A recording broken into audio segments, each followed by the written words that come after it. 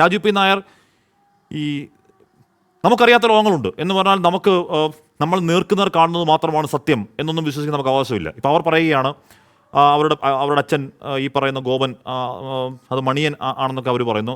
നാട്ടുകാർ പോട്ടെ, ഗോപൻ സ്വാമി 3 ദിവസം മുമ്പ് പറയുന്നുണ്ട് ഞാൻ ഇന്ന ദിവസം സമാധിയാകാൻ പോകുന്ന ദിവസം അവിടേക്ക് നടന്നു പോകുമ്പോഴേക്കും അവിടെ ഈ പറയുന്ന നപുംസകശില, മയിലാടിയിൽ നിന്ന് കൊണ്ടുവന്ന കൃഷ്ണശില, ഒരു നപുംസകശില ഓൾറെഡി അവിടെ ഉണ്ട്. പിന്നെ വേറെ എന്തൊരു ദളപത്മം കൂടെ ഉണ്ട്, അവിടെ ഇരിക്കുന്നു. അവിടെ ഇരുന്ന് സനന്ദനം പറയുന്ന പോലെ കൈകൾ ഒരു പ്രത്യേക ആകൃതിയിൽ വെച്ച് ഈ പറഞ്ഞ ഓരോരോ ചക്രങ്ങളെ ഉണർത്തി ഏറ്റവും അവസാനം കുണ്ടലിനി ചക്രം ഉണർന്ന് ബ്രഹ്മത്തിലേക്ക് വിലയം പ്രാപിക്കുന്നു എന്ന് നമ്മുടെ വിശ്വാസമാണ്. അങ്ങനെ ഇല്ല നമുക്ക് ഉറപ്പുണ്ടോ? ഞാൻ ജീവിക്കുന്നത് ഇന്ത്യൻ ഭരണഘടന നിലനിൽക്കുന്ന ഒരു രാജ്യത്താണ്. എന്നെ സംബന്ധിച്ചുള്ള ഏറ്റവും വലിയ വിശുദ്ധ ഗ്രന്ഥം ഇന്ത്യൻ ഭരണഘടനയാണ്.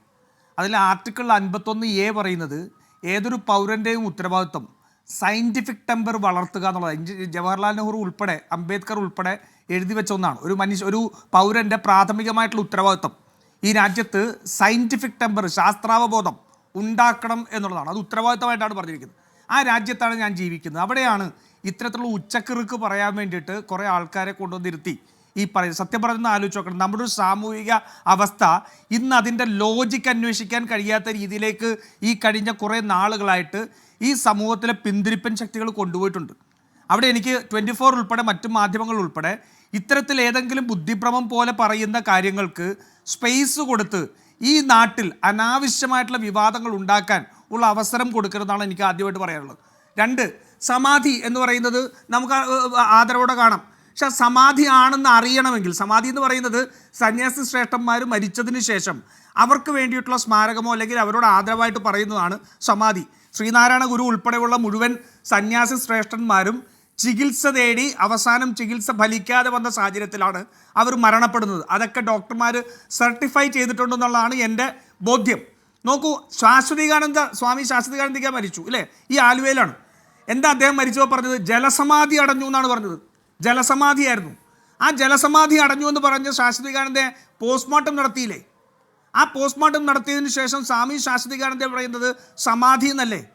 അപ്പോൾ സന്യാസി ശ്രേഷ്ഠന്മാർ അത്തരത്തിൽ ഉണ്ടായിട്ടുണ്ടെങ്കിൽ അത് ഡോക്ടർമാർ മരണം സർട്ടിഫൈ ചെയ്തതിന് ശേഷം അവരെ ആദരവോടുകൂടി സമാധി എന്ന് വിളിക്കുന്നതിൽ എനിക്കെതിർപ്പില്ല.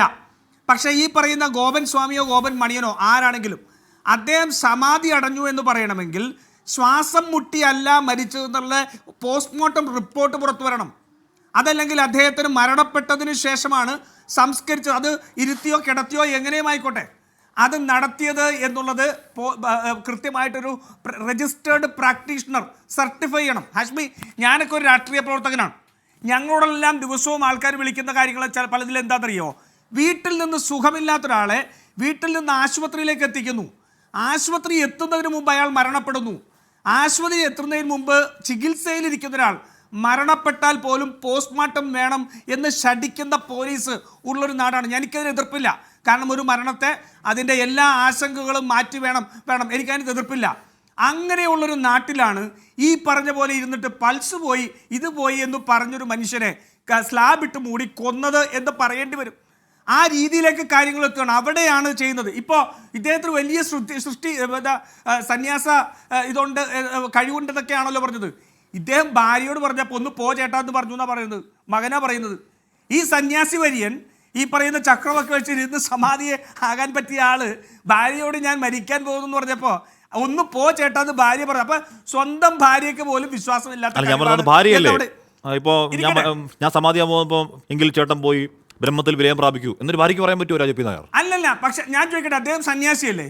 മഹാത്മാഗാന്ധി താൻ മരണപ്പെടുന്നു എന്ന് കൃത്യമായിട്ട് അദ്ദേഹം പറഞ്ഞിരുന്നല്ലോ.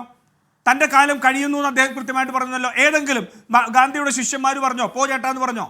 ഇല്ലല്ലോ. മനു ഉൾപ്പെടെയുള്ള ആൾക്കാർ അതിനുവേണ്ടിയുള്ള തയ്യാറെടുപ്പ് നടത്തിയല്ലോ. അതൊക്കെയാണ് സന്യാസി വര്യമായിട്ടുള്ള ജീവിതം നയിച്ചവരെ സംബന്ധിച്ചിടത്തോളം. ഇതിനകത്ത് കുറേയേറെ സംശയങ്ങളുണ്ട്. ഈ ആള് അവിടെ പോയി ഇരുന്ന് മരിച്ചു എന്നും അല്ലെങ്കിൽ ഇദ്ദേഹം സമാധി അടഞ്ഞു എന്ന് പറയുന്നത് കണ്ടിരിക്കുന്നവരാരുമില്ല. ഈ നാട്ടിലെ നിയമമുണ്ട്. എൻ്റെ പ്രശ്നം ഈ പറയുന്ന കുടുംബത്തൊന്നുമല്ല. എൻ്റെ പ്രശ്നം സ്റ്റേറ്റിനോടാണ്.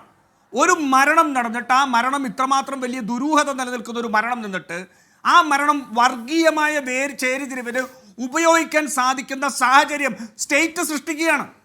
അവിടെ ഇന്നലെ ഉണ്ടായിരുന്ന പ്രതിഷേധ ആൾക്കാരെ ബലം പ്രയോഗിച്ചാണെങ്കിലും മാറ്റി ആ കല്ലറ പൊളിച്ച് അവിടെ പോസ്റ്റ്മോർട്ടത്തിന് ആ ശരീരം എടുത്തുകൊണ്ട് പോകണമായിരുന്നു. അതായിരുന്നു സ്റ്റേറ്റിന്റെ ഉത്തരവാദിത്വം. ഒരു നോട്ടീസിന്റെ ആവശ്യമില്ല. എന്ത് നോട്ടീസ്? ഒരാൾ മരണപ്പെട്ടു കഴിഞ്ഞാൽ അല്ലെങ്കിൽ കൊലപാതകമാണെന്ന് സംശയം ഉണ്ടെങ്കിൽ കോടതിയിൽ പോയി നോട്ടീസ് മേടിച്ചിട്ടാണോ വരുന്നത്? ഒരിക്കലുമില്ല. ഇത് വിശ്വാസത്തോട് കൂട്ടിക്കെട്ടിക്കൊണ്ട് ഒരു ക്രൈം മറയ്ക്കാനുള്ള അവിടെ അടവാണോ എന്ന് സംശയിക്കേണ്ടി വരില്ലേ? മക്കളും ഇതൊക്കെ വന്നിരുന്നുകൊണ്ട് നല്ല കൃത്യമായിട്ട് പറയുകയാണ്. ഇതൊരു ക്രൈം മറയ്ക്കാനുള്ള സംശയം ഉണ്ടോ എന്ന് ചോദിച്ചാൽ എനിക്കാ സംശയമുണ്ട്. നേരത്തെ മകൻ ചോദിച്ചല്ലോ ആർക്കാ സംശയം? ഞങ്ങൾക്കുണ്ട് സംശയം. ഈ നാട്ടിലെ നിയമം വെച്ച് ഒരു മരണത്തിൽ ഒരാൾക്ക് സംശയമുണ്ടെന്ന് പറഞ്ഞാൽ പോസ്റ്റ്മോർട്ടം നടത്തേണ്ടി വരും. അതിൽ ദുരൂഹമായ മരണമാണെങ്കിൽ പോലീസ് സർജൻ പോസ്റ്റ്മോർട്ടം ചെയ്യണം. ആ പോലീസ് സർജൻ പോസ്റ്റ്മോർട്ടം ചെയ്ത് ഈ മരണകാരണം എന്താണെന്ന് കണ്ടുപിടിക്കണം. അത് ചെയ്യാൻ ബാധ്യതയുള്ള സ്റ്റേറ്റ് കയ്യും കെട്ടി നോക്കി നിന്നു. അവിടെ നിന്ന് അത് വർഗീയമായി ചെയ്തു. ഇപ്പൊ RV ബാബുവിനൊക്കെ ഇവിടെ നിന്ന് SDPIക്കാരാണ് അതിന്റെ പിന്നിലുണ്ടായിരുന്നത്, അല്ലെങ്കിൽ മുസ്ലിം തീവ്രവാദികളെന്നൊക്കെ പറയാൻ ഉള്ള അവസരം കൊടുക്കുന്നുണ്ടല്ലോ. ആ അവസരം കൊടുത്തതിൽ 1-ാം നമ്പർ കുറ്റക്കാരൻ ഈ ഗവൺമെന്റ് ആണ്. പിണറായി വിജയനെ ഇരട്ടച്ചങ്കാന്നൊക്കെ പറഞ്ഞ് നടക്കുന്നത് വീട്ടിൽ കൊണ്ട് വെച്ചേക്കണം. ഈ പറയുന്ന നാട്ടിൽ വർഗീയ ധ്രുവീകരണം ഉണ്ടാക്കാനുള്ള മരുന്നിടാൻ പിണറായി വിജയൻ കൂട്ടുനിൽക്കുകയാണ്. ഞാൻ ചോദിക്കട്ടെ, കഴിഞ്ഞ ദിവസം പള്ളി തർക്കത്തിന്റെ പേരിൽ വൈദികരെ ആ ഇതിനകത്ത് കയറി വലിച്ചഴിച്ചു കൊണ്ടുപോയല്ലോ. അപ്പൊ കണ്ടില്ലേ ഈ സംയമനമൊന്നും? ഇതൊരു കൊലപാതകം തെളിയിക്കേണ്ടതല്ലേ? ഈ നാട്ടിൽ വർഗീയ ശക്തികൾ ഉപയോഗിക്കുന്നത് എന്താണ് ഇത് പറയണ്ട. ഇപ്പോഴും ആ മകനെടുത്ത് പറയുന്നതാണ് ഹിന്ദുധർമ്മം. ഏത് ഹിന്ദുധർമ്മത്തിന്റെ ഇതിലാ പ്രശ്നം ആണ് ഇതിനകത്ത്? ഇതൊരു ഹിന്ദുധർമ്മത്തിന്റെ പ്രശ്നമല്ല, ഇത് നിയമത്തിന്റെ പ്രശ്നമാണ്. ഇന്ത്യയുടെ ഭരണഘടനയുടെ പ്രശ്നമാണ്. ഈ രാജ്യത്ത് നീതി നടപ്പിലാക്കേണ്ടതിന്റെ പ്രശ്നമാണ്. ഈ രാജ്യത്ത് പോലീസ് നീതി നടപ്പാക്കുക എന്ന് ഉറപ്പിക്കേണ്ട വിഷയമാണ്. നാളെ സമാധികളുടെ എണ്ണം ഇവിടെ